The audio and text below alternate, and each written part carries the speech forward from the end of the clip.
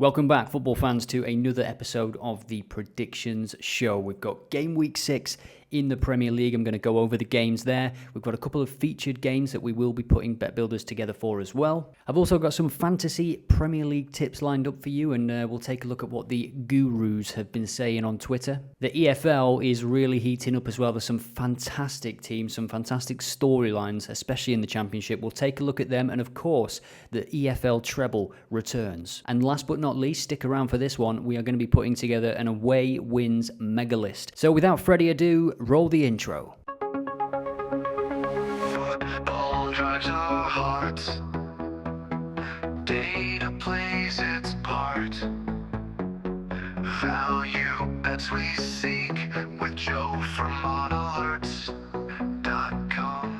So another fantastic weekend of football, especially in the Premier League. What a game that was. What a game of two halves it was between City and Arsenal last weekend. It was intense to watch in the second half. Rodri out for the season, it seems, certainly for 5-6 months at least. And we've got two featured games on this episode. Newcastle City, the first game we will take a look at. And then on Sunday, Manchester United Tottenham. And I have been digging into the data, deeply digging into the data with my statistical spoon. Shovel was probably a better word I could have used there. Anyway, let's get started with Newcastle hosting Manchester City. So City have actually played more games this season without Rodri. This is the first Premier League game since that season-ending, potentially, injury. And a lot of people thinking that Rico Lewis will come straight into this. I think if they were at home against potentially a weaker side than Newcastle, Rico Lewis would come in and replace Rodri in that midfield. But given that Gordon or Barnes will be on the left-hand side for Newcastle, I think Walker will retain his place despite a very, very shaky performance, let's be honest, against Arsenal. And Rico Lewis in that midfield, it is a very, very physical midfield that Newcastle have with Bruno Guimaraes and obviously Tonali coming back in now as well. I think Newcastle might just win the battle in midfield, especially if Kevin De Bruyne is still injured. So it might be that Pep looks to evade the midfield completely. So let's have a look at the recent form. Newcastle's form, it doesn't tell the full picture. In terms of expected points this season, they are 16th in the league. In reality, they are 6th. The game against Wolves, it was 2 wonder goals, basically, that got them that win. And then maybe the performance against Fulham is what they have deserved out of the start they've made to the season.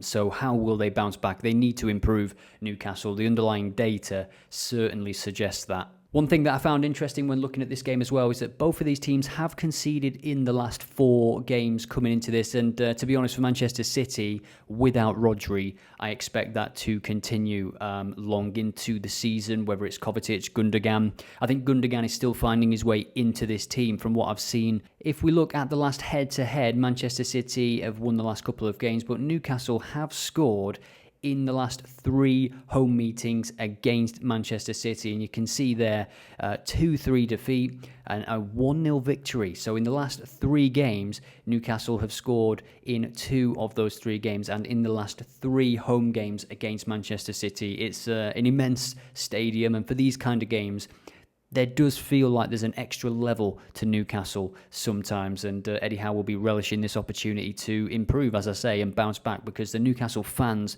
were certainly not happy with that performance. They're just not creating enough chances for Isak. And speaking of chances created, let's jump to the player props tool. Newcastle versus Manchester City. Goals in the last 20 games, 1.26 per game for Erling Haaland. If we take a look at the shots on target, let's have a look at total shots, shall we? Last 20 games, 68 in 19 starts for Erling Haaland. Kevin De Bruyne up there as well with 64 total shots. Isak, 52 in 20. So these are the players that you should be looking at. Phil Foden, incidentally, started in their Carabao Cup tie. And I don't expect him to start this game. I expect him to be on the bench, but I think he will feature. And an interesting stat here for Erling Haaland this season. He has scored 10 of City's 13 Premier League goals so far. That is 77%. Is there an over-reliance on that man, Erling Haaland? And can Newcastle stop the supply to him? Gabriel and Saliba were fantastic for the majority of the game, but it was Gabriel coming out of position to chase down somebody else, wasn't it? That just allowed that space for Erling Haaland to have that run, and he only needs one chance at the moment. Jumping back to the stats then, another thing that I noticed that will guide us as we jump to Bet365 in a moment. Both of these teams have scored in every single game that they've played, and some of the goals for Newcastle haven't exactly been tap-ins. They've scored some very, very nice goals, some very difficult finishes as well, but the point remains they have scored in every single game so far, and as you'll see in a moment, I expect that to continue. Just before we take a look at the referee, a quick look at Pep Guardiola's record against Newcastle in his career so far. 17 games, 13 wins, and 2 draws and 2 defeats. So the draw and the defeat coming in recent times. And we'll take a look at the referee now, Jared Gillett. We take a look at his Premier League record for this season, where he has booked 18 players, or 18 yellow cards, I should say, in 3 games. That's an average of 6 per game. Now we can take a look at his record for last season, where his average, of course, as you expect, goes down, but it's still pretty high, 4.52 per game. And in terms of second half cards, 3.52. In terms of booking both teams, it's 86%, and it's quite evenly matched in terms of the home teams and the away teams, 2.57 compared to 2.24. Let's take a look at the probability model before we jump to Bet365 and put together the bet builders for this game. 26%, which, as you can see, implied odds of 3.73. So the actual odds, if we just take a look at the comparison, 5.25, that makes this a value bet. A very, very nice value bet indeed. Manchester City, firm favourites, as low as 1.55 on Betfair.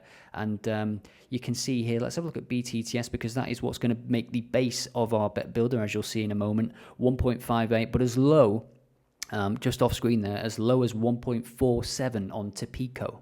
So we're going to put together a couple of bet builders for a couple of games in the Premier League. The first here, BTTS 1.57. Now the next selection, probably controversial, but I'm going to go with under 4 goals. I think with midweek fixtures, with the way both of these teams come into this game, especially Newcastle, they won't want to concede early.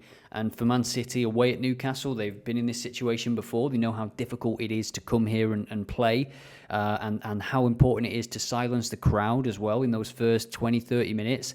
I think we'll probably see most goals in the second half, but I didn't want to touch that market just in case. So under 4 goals, taking this up to 3.6, is quite a nice market and quite a nice line for me, especially with those midweek games as well. And then to round this off, we are going to go to fouls committed, and Bruno Guimaraes, who loves to commit a foul. We're going to see that in a minute. We'll jump to the player props tool.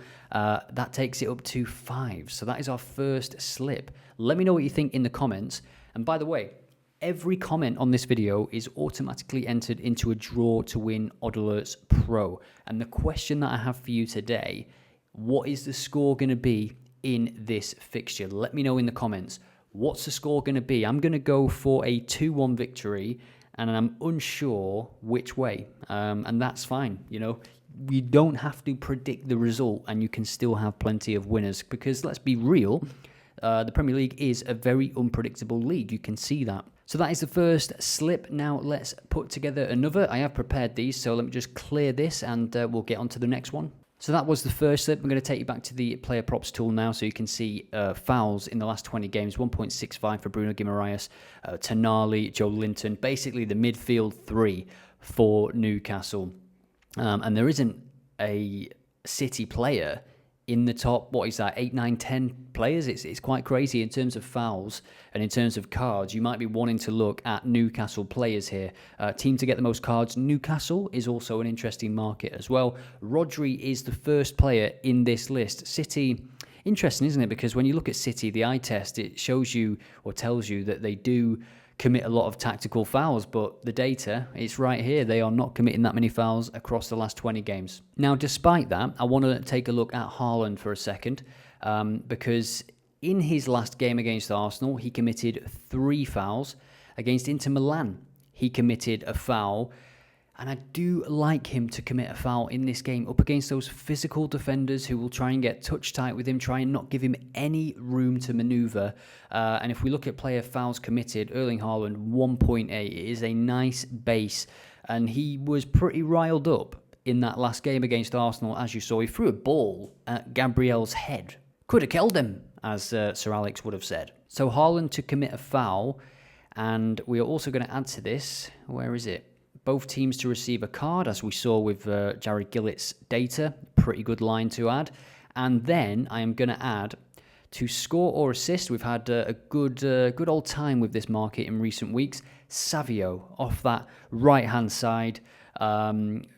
Hall has been on the bench in recent times. I do wonder if he will start. If he doesn't, then that means Dan Burn will start, and I think Savio will have a joyous time up against Dan Burn, certainly cutting inside. And to score or assist, I think he's a good play in every game Man City play this year. The way he started his Manchester City career, he's a really exciting player, and that takes us to 4.33. Savinho, as he's really called, is a good option. So 4.33, let me know what you think about that in the comments. And as I said at the start of the video, and as I say again now, every comment is automatically entered into a draw to win Oddalerts Pro. So now we're going to move to Manchester United hosting Spurs. But before we do, make sure you've liked this video. Subscribe if you haven't. There's a lot of you that are watching but haven't subscribed. Do it. It helps the account grow, and I will appreciate it. And I read every comment. I really do. So if you've got any questions about the website or anything like that, if you've got any feedback or ideas, please let me know, and I will do my best to add it. So Tottenham away at Manchester United. I've looked at the last 30 games for these two teams, looking at this one, and they are quite evenly matched. I'll say that now. Tottenham have bounced back from the North London derby with a pretty impressive performance. I did watch this game. They missed a lot of chances still, despite the scoreline. They scored 3 against Brentford. Brentford went ahead in the first minute. Tottenham came back, kept the ball really well, as they do. But they are still looking for their first away win of the season. And as I record this, they are playing tonight in the Europa League, and this will be their 5th game in 14 days, so that could play into things as well. Spurs might be a bit leggy, but I do expect that they will rest some players for the Europa League game tonight. They're playing Karabag, and they are at home as well, which is nice for them, given that they're away at Manchester United. Big game for them on Sunday. For Manchester United, if we look at all competitions, they were uninspiring once more against FC Twente in the Europa League, so they've got an extra day of preparation for this game. Will it make a difference? I'm not so sure. You just don't know what you're going to get from this Man United team, but at the moment, they are struggling to score. They're struggling to convert chances. They had plenty of shots against FC Twente. I think they had 19 shots in total. And if we look at the XG, we can see it's very, very close. XG on average per game, 2.07 for Spurs, 2.04 for Manchester United. If we look at the home form, only a couple of games, 1.77 for Manchester United. So narrowly better away from home. These teams have identical records in terms of the games won, drawn and lost this season. It feels like a pivotal game for both of these teams, for both managers as well. There's no getting around it. In recent games, especially away from home, Ange Postecoglou has not been doing very well with Tottenham. As I said at the top of this section as well, they are very evenly matched across the last 10 games. Both teams have won 6 out of 10. Both teams have scored 20 goals. Let's have a look at the player props tool for this one as well. We'll take a look at shots on target, shall we? And we can see Bruno Fernandes, 22 shots. He's not in the best of form, though. Man United fans on X after the FC Twente game saying that he could be dropped. I don't think you're ever going to drop him for a game like Spurs. But they're saying that Mason Mount is back now, needs to come in. I don't see it personally. I think Fernandes, you just don't drop him. Even if he's not playing well, he can still create a goal out of nothing. He can still score from nothing, as he has done many times in the past for Manchester United. Dominic Solanke. Interesting stat for him. Dominic Solanke has scored in his last 2 appearances against Manchester United. He got his first goal for Spurs against Brentford, looking to continue that form, of course. Scrappy goal, but he won't care one bit. So a goal in his last 2 games against Manchester United for Bournemouth, of course. Can he make it a hat-trick in this one? Let's take a look at the tables section. I'm going to go to corners because Tottenham are in a league of their own at the minute in terms of corners. No team has seen more corners in their games. 77 in 5 games. That's an average of 15.4. In terms of corners won, as we can see here as well, Tottenham and Manchester United first and third. So this game could be high in terms of the corner count. Let's hope for an interesting and exciting game. So sticking with Spurs, this is the API, and this is the last 15 games. I'm using this stats endpoint to look at Tottenham's last 15 competitive away games, and let me just give you the synopsis, shall we? They've won 5 of the last 15 away games in all competitions competitively. That's not great, is it? Negative goal difference and almost 2 goals conceded per game. They're also averaging 2 cards received per game. 86% of the games have seen 10 or more corners, so the corner count is high at the moment for Tottenham, whether they're at home or away. The opponents of Spurs are averaging 3 offsides per game, so that high line is working, the offside trap is working. And away from home in the last 15, as we are looking at here, Spurs are averaging 5.47 shots on target. Now, this data is all available with the API. You can filter by season, you can filter by teams, and as you can see, I'm just filtering here for the last 15 away games, and you can change it to last 20, 30, whatever you want, last 20 home games overall. If you want to check out the API, if you want to get your hands on the raw data that powers Oddalerts, you can do so with the link in the description. So we'll jump back to the player props tool because I want to take a look at fouls, and of course this man at the top, Ugarte, 1.71 fouls per game across the last 20 games. Across the last 10, it jumps up even more to 1.88, and this is across all games, so internationals included. Now, he's not available on Bet365, as we will see in a moment when we put together our bet builders.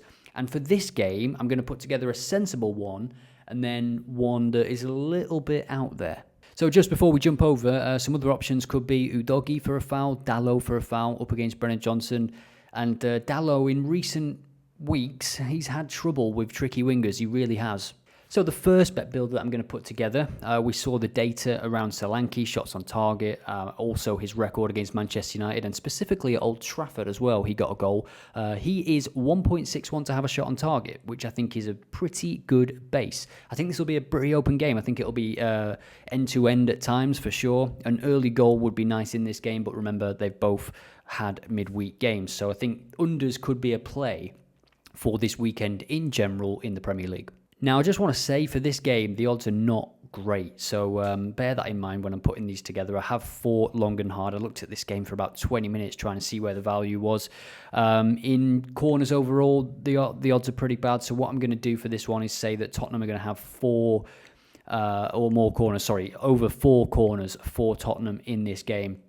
And then the first bet slip, we will end it with, where are you, Diego Dalot, 2.75. So it is a trio of options. Solanke to have a shot on target, over 4 corners for Tottenham, and Diego Dalot to commit a foul up against, I expect, Brennan Johnson. Malacia back in training, Luke Shaw still miles away, let's be honest, and Brennan Johnson growing in confidence, even if he's up against Kulusevski. I don't think it matters. I think Dalot is very good at getting forward, but he's not had the best time when I've watched him recently against tricky wingers. And a foul for Dalot is a nice addition, I think, but you could also go with Udogie, Porro, any of the wingbacks, to be honest, because the wingers in these games are pretty good. So our first slip was a sensible bet builder, and now the second one is going to be a bit more of an outlandish one, but still realistic. So the base of this one is a Matthias de Ligt yellow card at 5s, and then we are going to go to a market that I just can't get enough of at the moment. Where are you? To score or assist, Heung-min Son to score or assist, and another market that I like, fouls committed, Brennan Johnson to commit a foul. He is an aggressive winger, both going forward and backwards. He's been known to just pull a shirt, just to commit a tactical foul if his player's getting past him. So he's very within the realms of possibility that he can commit a foul. We are relying on the de Ligt booking. That is the base, of course, at 5s. But Son to score or assist, again, that's quite likely, isn't it? If Tottenham score, he's usually involved, isn't he? And I do think this game will be quite open as both teams, as I say, it's a pivotal game. And Ange has been speaking that, at the Tottenham fan forum in the week, at the start of the week, some of the fans were saying to him, will you, retreat? Will you adapt? Will you maybe play 3 at the back or, be a bit more defensive when we take the lead? And he said, That's something that, we can do, but I personally will never do it. So he's never going to shun his attacking approach. He's always going to commit to constantly trying to score goals, which is fun for us when we're looking at stuff like this. This next section, a quick section, will be on Fantasy Premier League. Let's start by taking a look at my team. I've not made any transfers as of yet. I've got one transfer, and I've been thinking about changing my keeper. That's where my head's at the moment. I don't want to toy too much with my midfield. They're all players that are capable. Haaland is my captain, of course. I did make the mistake, in hindsight, it was a mistake, of changing it to Szoboszlai for Liverpool's home game last week. They won 3-0, and he was unlucky not to have got a goal or set one up. Haaland away at Newcastle, I think there could be potentially better captaincy choices. Palmer at home to Brighton. Raya, this is what I wanted to talk about. I've got a few bullet points here. So Raya potentially injured for Arsenal. He's got a thigh injury. So if you've got Raya, maybe take a look at taking him out. The next thing that I was going to say is Brighton. I've got a couple of Brighton players. João Pedro has missed training, so he's unlikely to play from the start, which is okay because they've got capable replacements, Brighton. But of course, he's a cheap asset, isn't he, that a lot of people have got. You can see here I've got Ferdi Kadioglu, who I do believe will come into his own later in the season. They bought him for big money. He's the highest earner at Brighton, to be fair. So he's going to come into the team. He's a left back by trade, but he can play everywhere from what I've seen. He's a very useful player. They've spent big money on him, and as I say, he is the highest earner at the club. So I brought him in probably a bit prematurely because Brighton's games are tough. So from Brighton to Liverpool, you can see I've got 3 Liverpool players. I took Jota out. Jota scored a brace in the Carabao Cup, so he is likely to play. He came off at around 55 minutes. Nunez started, which is interesting. Nunez scored a great goal, didn't he, when he started in the Premier League. Jota was benched, which I was happy with because I did take him out previously.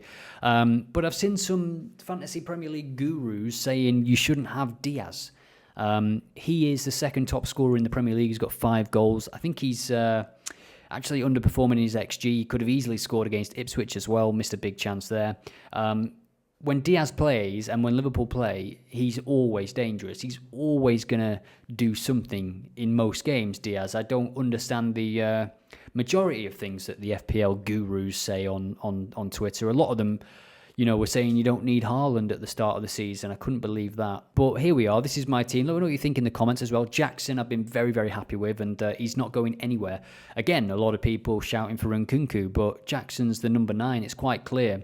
Nkunku and the rest of those attacking midfielders at Chelsea, they're all just going to share the minutes on that left wing and right wing, I believe. I had Madueke and I've taken him out because I just don't think the expected minutes is quite there for someone like Madueke, Jota, and of course Nkunku, who scored a hat-trick in midweek, by the way.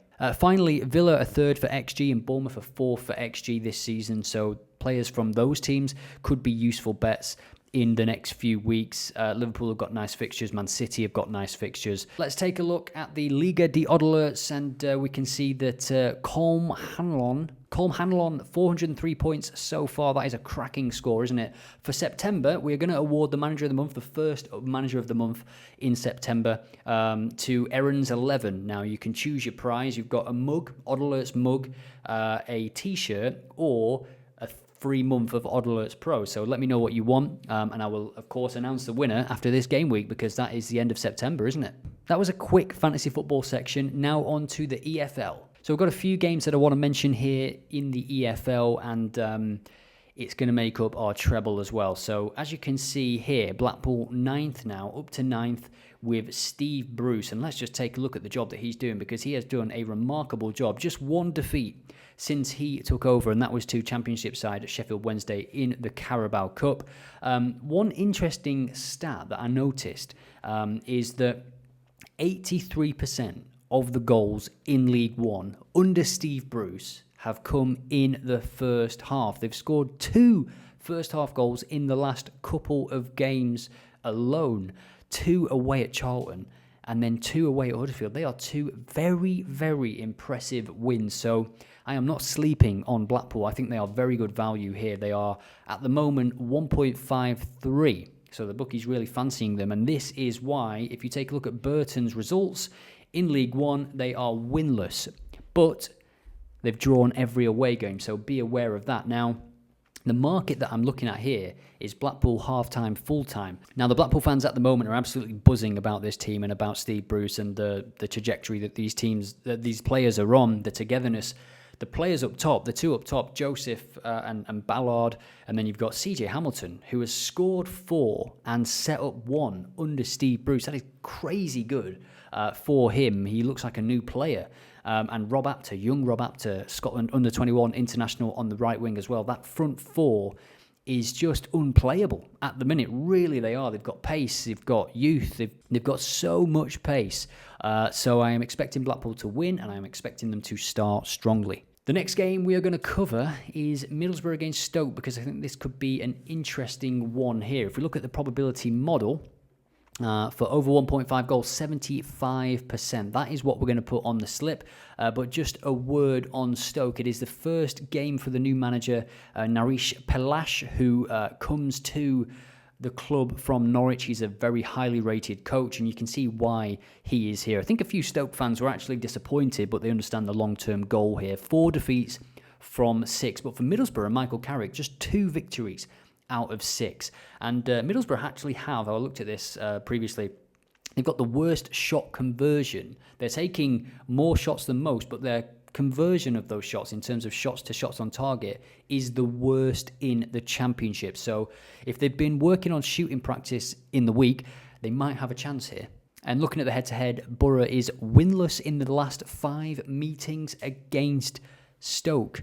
All of those meetings from 2022 onwards as well, so that is recent history. And 3 defeats, 2 draws, and not even a goal scored, as you can see, in the last 3 meetings. So an improvement needed, but over 1.5 goals in each of those previous meetings, and that is what's going to go onto our treble. And the final game is Wrexham. Now, you've got a couple of options here. Leyton Orient are improving, as you can see, 2 wins and a draw in the last 3 games. Wrexham bounced back, as you would expect, from the Birmingham game. Birmingham 3-1 defeat away with a 2-1 victory. All but 1 game has seen 2 or more goals for Wrexham. For Leyton Orient, all but 1 game as well has seen over 1.5 goals. So that is going to make up the treble, and we'll put it together in a minute. But another option, if you wanted to go with a single here, I think that Wrexham at 2.54, maybe you can pair that with a Blackpool victory or something, is fantastic value, because they are very, very capable, more than capable of beating Leyton Orient, as you can see by their incredible start that they've made to the season. So here is the EFL treble. This has done well for us, hasn't it, in previous episodes of the prediction show. Over 1.5 goals, Leyton, Wrexham. You know, Wrexham, they're going to score. I would be very, very surprised if they don't score in this game, and we saw the improvement of Leyton Orient as well. Blackpool to continue that amazing start that they have been making under Steve Bruce, and over 1.5 goals in Middlesbrough, Stoke, I should say. Middlesbrough need to improve their goal scoring, certainly their shooting, and Stoke looking to impress with their new gaffer. Just before we create our away wins mega list, what I want to share with you is that you can now set automated alerts. You can now set these up for your value bet settings. So this is my value bets feed for home wins. Every time I go here, it's live, it's up to date. I can add the games to bet tracking instantly like this. And what you can now do is enable automated alerts. So what this does is automatically scans for you when new value bets hit your settings. You will get an alert directly to your Telegram. That is fantastic. You can get on more games, and it's one of the most requested features at Oddalerts. So thank you for all the feedback, which made me build it, and I hope you enjoy it. And if you want to check this out, a link is in the description. Now let's make the away wins mega list. Let's say that the teams have played 5 or more games, shall we? So that you can get some teams from the EFL, if there are some. And we're going to keep this one simple. We're going to lean on the probability model, and we're going to look at games that are 67% or more. I don't know why I was that specific. And we are going to sort by the probability model, and we're going to hit search. And then the top, this is just for today. Let's do next 5 days. And then the top games that are on this list, I'm going to share them in the pinned comment. And speaking of comments, if you've enjoyed this video, please let me know in a comment, leave some feedback, hit like, subscribe, all that good stuff. It really helps boost the channel, which I've not posted for 11 days. This is the first video for 11 days. I was away. It was the wife's birthday, so I was, unable to make a video, unfortunately. And YouTube pushes you down. You know, when you don't make a video for a while, it penalizes you for some reason. So if you have enjoyed this, hit like, hit subscribe, check out this mega list, and I will see you in the next one.